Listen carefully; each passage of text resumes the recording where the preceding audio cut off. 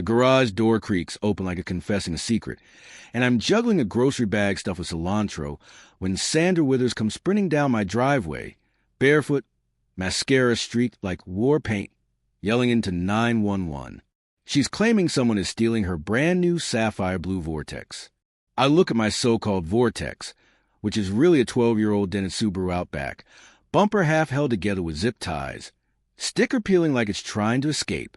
Neighbors peek through blinds up and down the street. A drone hums overhead like an irritated hornet. Somewhere, a sprinkler hisses in disbelief. My name's Colin Drew. I moved to Sycamore Glen 6 months ago for peace. You know the kind of cul-de-sacs where kids chalk hopscotch grids, dogs are walk responsibly, and HOA members send certified letters if your trash can lid tilts at an unacceptable angle. I keep to myself. Early morning runs before the sun wakes up, late-night books, and an herb garden labeled like a museum exhibit. Basil, thyme, rosemary, each with its own wooden stake. So I avoid last spring's pesto disaster that tasted like lawn clippings and regret. Across the street, Sandra Withers reigns. HOA president, suburban enforcer, full-time chaos agent.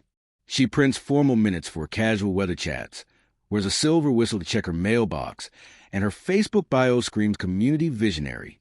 Her white SUV says HOA Queen in custom plates. I swear I'm not exaggerating. It begins small. A note under my doormat. Your rosemary bush appears aggressive and maybe encroaching on community aesthetics. I laugh. Then a violation notice letterhead. Time-stamped photo. Garage may not be open between 7:12 to 7:18 a.m., disturbing nesting birds and morning meditators. My 7:14 a.m. garden rate transit is flagged as suspicious. Then the drone, HOA-compliant stickers plastered everywhere, hovering outside my kitchen to collect air quality data, while actually spying on recycling habits. Sandra emails the board, alleging vehicle hoarding. I own one car and a squeaky bicycle that terrifies squirrels. By week 3, Sandra is measuring my grass at dawn, muttering about vertical growth violations. She sprays industrial-strength weed killer near my herb beds, killing my prized oregano. Next door alerts flash. Blue car bandit casing garages. Photo attached, me, holding cilantro like contraband. Then comes the Vortex announcement. At the HOA meeting, she beams, showing photos of her gull-wing, spaceship-esque sapphire blue Vortex LX, leather seats, and terrifying monthly payments. The next morning, 7:15 a.m., she calls 911 mid-garage opening, reporting an active theft at her address, but describing my driveway. 2 police cruisers arrive, sliding into formation like synchronized swimmers. Sandra's performing theatrically before they even exit, waving a rolled-up CC and RS like a fan. "Officer," she gasps, "that man is stealing my Vortex right from his garage." Officer Sue, calm and patient, looks at my dented Subaru, back at Sandra, then at the VIN I hold like a proof of innocence wafer. "Ma'am," she says in the deadpan voice of the gods, "this is a 2013 Subaru Outback, not a Vortex. Registration." The Subaru's VIN matches the owner standing right there. Sandra doubles down with the confidence of someone who has literally never been wrong in her entire life. "He repainted it overnight," she insists, voice rising. Obviously a professional car thief. Officer Sue blinks slowly. "Ma'am, you're claiming he repainted an entirely different make and model of vehicle since last night. Criminals are efficient these days, I suppose." Sandra hisses through clenched teeth, her face a remarkable shade of red.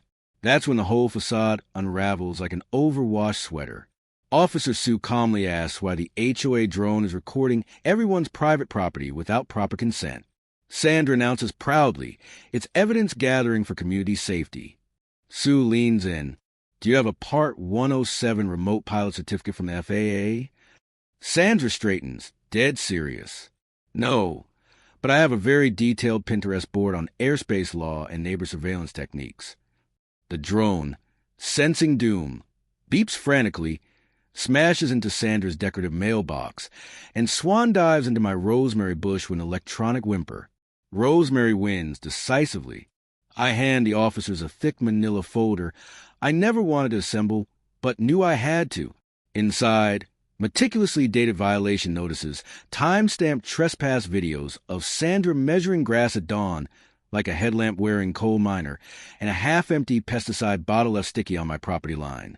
The officers exchange looks and call in a community liaison. Minutes later, a code enforcement rep arrives with a clipboard bristling with official forms. Meanwhile, a tow truck rumbles up the cul-de-sac. It's here for Sandra's actual vortex, parked 2 blocks away in a red loading zone and freshly ticketed. She waves her laminated HOA bylaws like a magical spell book. The driver shrugs, hooks the sapphire blue machine, and drives off. The neighborhood's Ring cameras capture Sandra chasing her repossessed vortex down Maple Loop in a floral bathrobe and fuzzy slippers, whistle bouncing against her chest. The community liaison spends hours interviewing neighbors. Screenshots of her unhinged blue car bandit post-surface. Drone footage gets shared. Weed killer incidents remembered. Someone mentioned Sandra's meticulous spreadsheet tracking garage doors down to the second with color-coded threat levels. A week later, Sycamore Glen holds an emergency HOA meeting in the beige-carpeted, fluorescent-lit clubhouse. Sandra arrives in a blazer so sharply pressed it could slice bread, flanked by 2 remaining board allies who now look like they're on a sinking ship. Officer Sue and the community liaison present their findings: illicit drone surveillance, targeted harassment, criminal trespass, filing a false police report, and pesticide application without consent. A projector flickers to life. Exhibit A. Sandra kneeling on my lawn at sunrise, wooden ruler in hand, performing a sacred measurement ritual. Exhibit B. The infamous bandit photo of me holding cilantro. Exhibit C. The drone's final flight path into the rosemary bush, frozen in leafy chaos. Audible gasps ripple through the room. Mrs. Keating whispers loudly, "He really is an okay gardener." The board votes, and Sandra is immediately removed as president. Her allies vanish. She receives a civil citation for trespass and illegal pesticide use, a $5,000 fine for unauthorized drone surveillance, and a restraining order mandating she stay 50 yards from my property, vehicle, and, even more deliciously, my rosemary bush. Sandra's face shifts from red to white to an impossible shade of purple. Mouth flapping like a stranded fish, she clutches the citation. $5,000, a restraining order for protecting this neighborhood from criminals, she mutters. The gavel slams. Meeting adjourned. Every resident files past her in heavy, judgmental silence.